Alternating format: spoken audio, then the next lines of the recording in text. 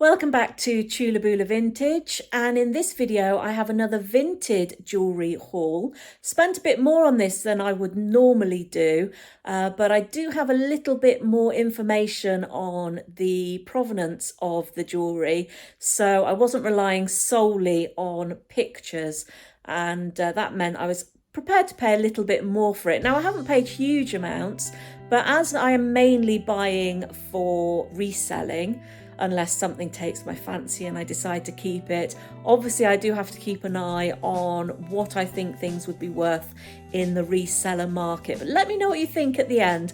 I'd love to find out what you think of the jewellery, whether you think it was worth it, and also if you've got any more information on it. So stick around and let me know whether you think I've got some good finds or not.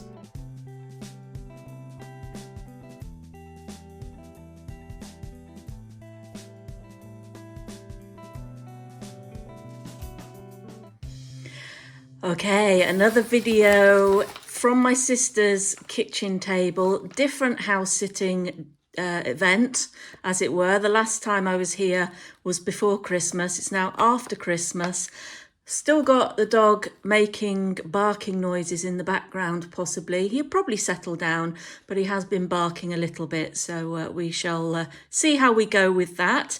And this parcel is quite exciting. Doesn't look very exciting, just a little white parcel. Doesn't seem to be a huge amount in here, although it's all very well wrapped up, so perhaps looks a bit more than it actually is. But I'm very excited about this one. Just after Christmas, I went onto Vinted, literally a couple of days after Christmas, I think it was, and there was a seller on there who was seems to be selling a lot of her vintage and even antique jewellery, part of her own collection. And so she gave really good descriptions of everything. She's done all the research herself. She has a lot of kind of provenance information because some of it she inherited, some of it she bought. So there's only 8 items in total in here, and yet I probably paid more for this than I've paid for any bundle of jewellery. And the reason being because it was such good quality and had such good information about it that I thought it just was worth it. So I actually paid £41.70 for the whole 8 items, which is quite a lot, plus postage. So £48.84. That makes each item approximately £5.50 on average.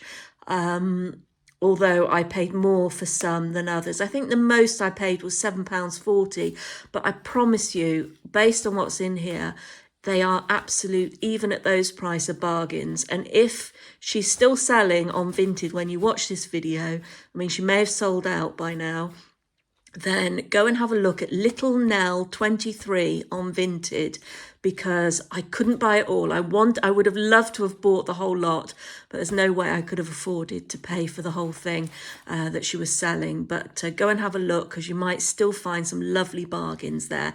And I shall unpack all this and we shall get on with it. Okay, this is what it all looks like laid out. As I said, approximately £5.50 per item, including postage paid here. We shall go through it and you can tell me whether you think it was worth spending that much money, or if you think that maybe I paid a little bit too much. I will say that I have relied on her descriptions to some degree, particularly where she said where she's noticed dates or maker's marks on them. A lot of the time she had said they're very faint, or she's seen something marked but she can't make it out. And certainly when I've had a quick look over these, I haven't immediately seen a lot of the marks that she's mentioned. So I will go over them with a fine tooth comb at some point, or at least with my loop and a strong light, to have a little look, see if I can find the dates and the marks that she's mentioned, and maybe even make out some of the things that she said she couldn't see. But I can certainly make out the mark on this one, and I'm going to go in a little bit. And this is what made me find this particular seller on Vinted. Was I was doing a search for Monet jewellery, and this one came up. It's a 1980s heart pendant, so it's gold tone with a little, I don't know what, can you see? There is a stone in there as well, in a heart-shaped pendant, like a crystal rhinestone in the middle. Long curb link chain, again in the gold tone. And if you look carefully, you can see the Monet brand on there. Let me see if I can get it the right way round so you can actually see it. See if we can focus in a little bit. I'm not sure if you're seeing that or not. I'm not even sure if it's the right way round. My eyesight through the camera is actually worse than my actual eyesight when I look on straight ahead, oddly enough. But also it's got markings around here on both sides of the clasp, and I think I could make out the words. On one side I think it just says Monet again, and I think on the other side it says patented. So whether it's the clasp or some kind of design, they've actually chosen to patent that. They seem to do that a lot, some of these costume jewellers. They must have been experimenting with different clasps and things like that and wanted to make sure that they weren't copied if they could. Right, sorry, camera nearly went flying then. Then we've got this. It's a white faux pearl necklace with some teal pearls in, although they look almost a dark sort of gunmetal grey. And then you've got these sparkly rondelles in between some of those pearls. She actually says it's a 1950s white round pearl necklace, 4 contrasting teal coloured pearls and 3 sparkly rhinestone rondelle spacers on either side of the central pendant section. She said she didn't know if they were real pearls or not, but sold them assuming they weren't. And I'll be honest, I'm pretty sure they are just faux pearls, partly from doing the tooth test where you rub it against your one of them against your tooth, and if it feels gritty then it's more likely to be real pearl.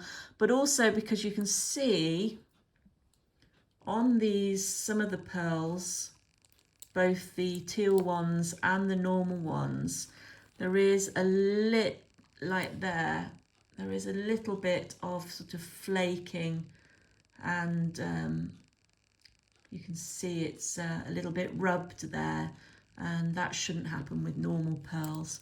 So, but still a very nice long necklace, longish necklace. It's 1952, so it's very mid-century modern. She says that apparently there are maker's marks, but they're very blurry and she can't make them out. So I shall have a little go at that at some point. But I always thought I had good eyesight, but when it comes to jewellery, I'm seeing that I'm finding it harder and harder to do. You will see as well, she did point out that about 5 of the beads have some spots of the nacre, although if they're not real pearls, it isn't nacre, is it? Coming off or rubbed. And also you see up around the top here, I don't know if you can see that. I think if you were to wear it, you might want to get it restrung because it is looking a little bit worn and delicate around those links, so around the string. So yeah, I mean, it's a lovely piece. Let me just focus back in, but we are talking about something that is 70 years old, so it's done very well to last as well as it has. And talking about necklaces that have lasted brilliantly over the years, this one is even better. I'm actually going to come out so you can get the full view of it. This is a chunky, well, it's graduated. So some of them are quite big chunky beads. Some of them are quite small. Amber acrylic bead necklace. It's quite long. And this is approximately from 1940. So we are talking 83 years this necklace has been around, and it's obviously been well looked after. The clasp is still in very good condition. Let me go in. You can see the clasp there. Still, it's been well looked after, and look, you can see these beautiful semi-translucent kind of amber beads graduating to this lovely larger one in the middle. And yeah, absolutely lovely colours as they catch the light. So I thought that was a lovely purchase, and that one was one of the more expensive items. I think I'm trying to think let me think what I spent. So although I've given an average of about £5.50, the pearl necklace was £4 individually priced. The Monet necklace was £3, and this one was actually £7. So yes, a little bit pricier, but I think worth it considering the quality and the age of it. Then this item, oh, I love this. The minute I opened the thing, it went on my finger. It's really comfy to wear as well. It's brass, obviously it's chunky, high shine ring. This one cost me individually priced, it was £4. The lady said she inherited it.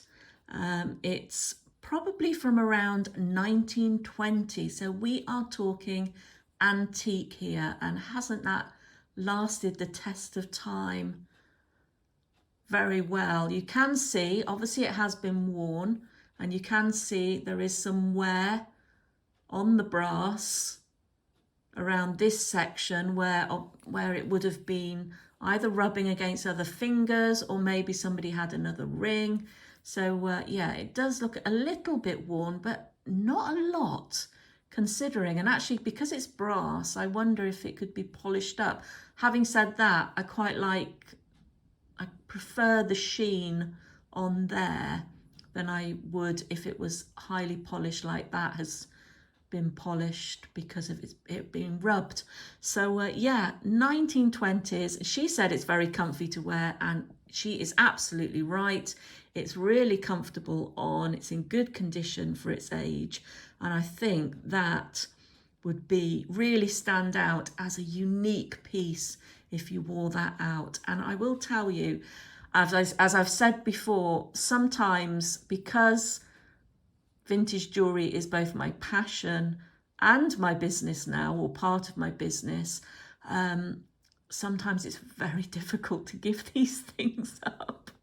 Occasionally I do requisition things, and I'm afraid this ring is going to be very hard to sell. Not because it would be hard to sell, I think it would sell very quickly, but because I love it and I kind of want it in my own collection. So we shall see. Try and persuade me differently if you really love it yourself. What else have we got? We have got, let's talk Nefertiti next.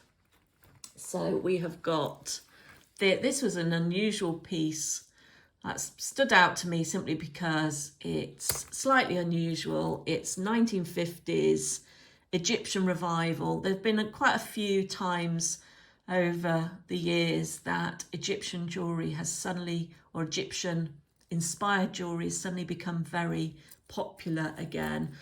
Certainly in the kind of 1920s when the Tutankhamun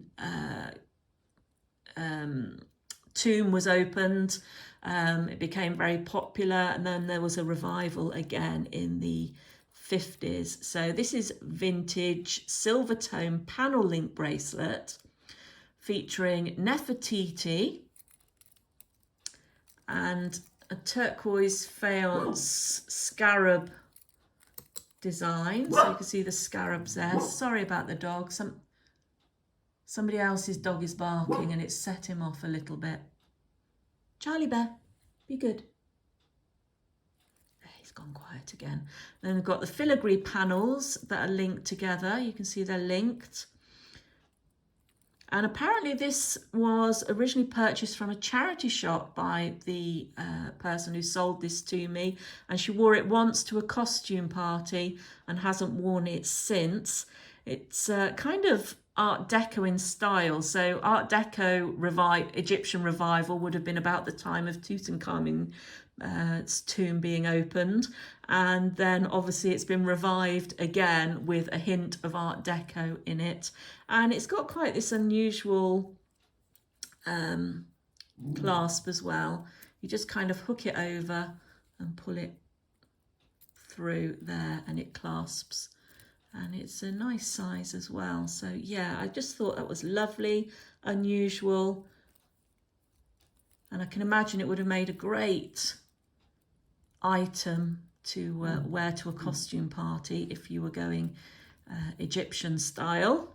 And that one cost me, that again was one of the more expensive ones, that cost me £7.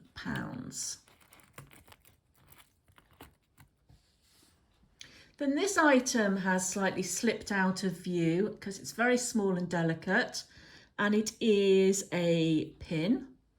So it's like a brooch that you would stick through. Hat pins tend to be longer. This is more of a decorative kind of lapel pin. And it is 3 leaves with, apparently she does say this is gold plated sterling silver. She says it's signed. I haven't been able to see it myself. You might spot something. I don't know where. I have to have a good look at that. So most likely a lapel pin. I think it's too short to be a hat pin. Could go well in a scarf as well. She says it's dated 1955. Let's see. I can't see it at the moment, but that's nothing new. And she says the signature's too small and blurred for her to read the maker.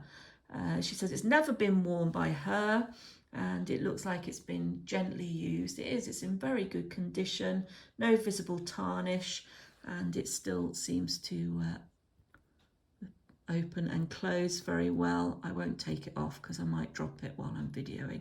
And yeah, and just set with these sort of crystal glass stones in the leaves. So that one cost me £4. And I just thought, well, I haven't had a lapel pin like that yet in my stock or in my collection, so I thought I'd give that one a go. Then we move on to this, which was £4, and in fact I've been a couple of times recently, I've been bidding on different job lots of jewellery on eBay, and Murano glass items have come up a few times. And in fact, I think one of my other bundles, which I hopefully have time to go through while I'm at my sister's, was also Murano glass, and I managed to get that one. But this is a Murano glass bead and dichroic pendant necklace in teal, black and gold, and it's from the 1970s. She said it was a gift.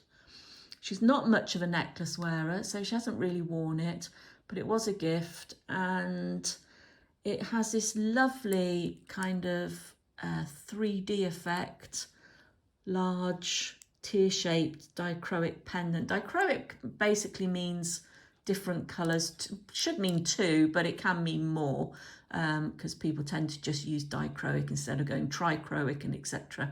And I believe that it's made by the glass makers using some kind of metal oxides in there, and they layer it up and you get these different colours.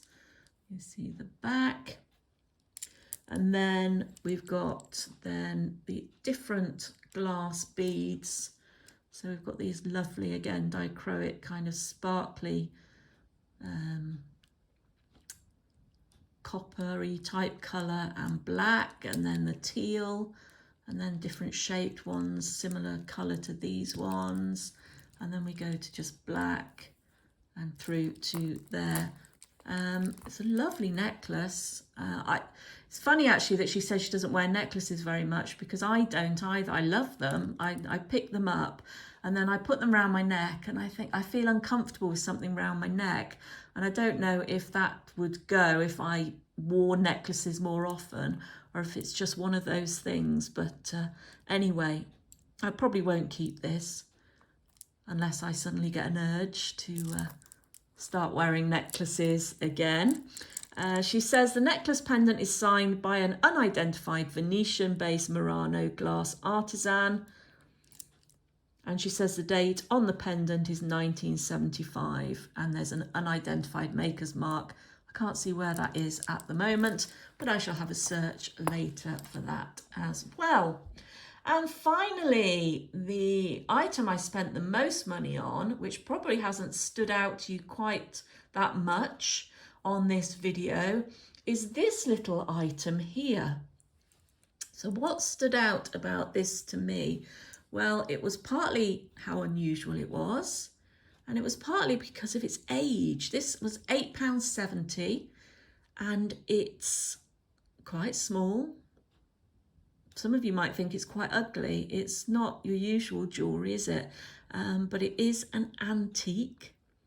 It's from 1906, and it's carved celluloid inlaid with black agate and sunstone, and it's a brooch. You can already tell something about its age from the brooch clasp, because the pin comes quite a long way out, and it's just a normal little, what do you call these, like a hinged pin clasp with a hook rather than one of the safety clasps. And let me just read what she said about this. It's in excellent condition considering its antique age, and she's right, it is. Handcrafted Celtic themed brooch. She says there are faint marks on the underside on the clasp. I can't see them at the moment. Inscribed, including initials and symbols that she couldn't discern, and the date of 1906. Which makes it Edwardian. It's ivorine celluloid, which is obviously square shaped, carved with these matching sequence of decorative holes and the crimped edge. And then the centre is bezel set. I will show it that way around as well, so you can see how it comes out of the centre there, with a smaller square of black agate and a sparkly sunstone saltine cross. Oh, I do apologise for that. I was getting carried away, that's why. So yeah, so that was the most I spent on an individual item, £8.70. But for something that is over 115 years old, which is quite something, isn't it? So that's all the items. Let me know which you preferred. What was your favourite? And we'll ignore the dog. Tell me what was your favourite. Tell me what you think of them. Leave me comments, and don't forget to hit the subscribe button so you get videos every time I make a new one. So what did you think? I think that in general, the seller has given me loads of really good information, and I'm not saying that everything she said is absolutely correct, but I believe she's told me it's correct to the best of her knowledge. The difficult thing is that I wasn't able to see a lot of the markings that she mentions in her descriptions. And what I've actually done, because I've had this problem with some other jewellery, is I've actually put in an order for one of those head loops. So I do have just like the normal size loop, and for most things, my normal eyesight and the loop is enough to be able to see jewellery markings. But particularly for older stuff where things are more faded or more rubbed away, it can be quite difficult. And I think in the case of a lot of this jewellery, because she says that the marks are very faint where there are markings, I just am not able to see them. So I've ordered one of those head loops where you've got kind of the visor and you can swap it for different magnifications. And I'm hoping that will improve things for me. So I do believe that what she's written is what she knows about stuff, either because she's inherited it or because she's researched it or because of what somebody said to her. The only thing I'm a little unsure of is that Murano necklace, because the deeper down the rabbit hole I go with Murano, the more I'm realising that there is an awful lot of stuff out there that is being named Murano, advertised as Murano, but possibly isn't Murano. I say possibly, I don't want to offend anyone, because quite a lot of the stuff that people are actually attributing to Murano is really good artisanal glass jewellery, and possibly even Venetian jewellery, glass jewellery, but not necessarily under the Murano banner. So I'm very wary now of naming anything Murano unless I have absolute proof, and unless I can see the markings on the back of that necklace, I'm not prepared to actually label it Murano. I will probably end up doing what a lot of sellers do online and say it's Murano inspired, Murano style, you know, all those things. But if you know that that necklace actually is Murano, you definitely know that was a style of necklace that they did, and you can pinpoint the approximate year or era. I'd love to hear from you. I absolutely believe that the seller was given it and believes it to be Murano, so quite possibly it is. I just need that proof really before I'd be happy to sell it as Murano, if you understand my drift. So yeah, so if you know about that or about any of the other pieces in the video, please share it in the comments and I'd be really happy to find out more about them. Also, don't forget, if you want to follow me on TikTok or on Instagram, I'm Chulabula Vintage there, and I often share shorter videos of charity shop and jewellery finds. So do follow me on there if you're interested in keeping up with the bits and pieces that come in, as opposed to the big jewellery hauls or charity shop hauls. But subscribe to this channel on YouTube, give us a thumbs up, and I will have another video for you very, very soon.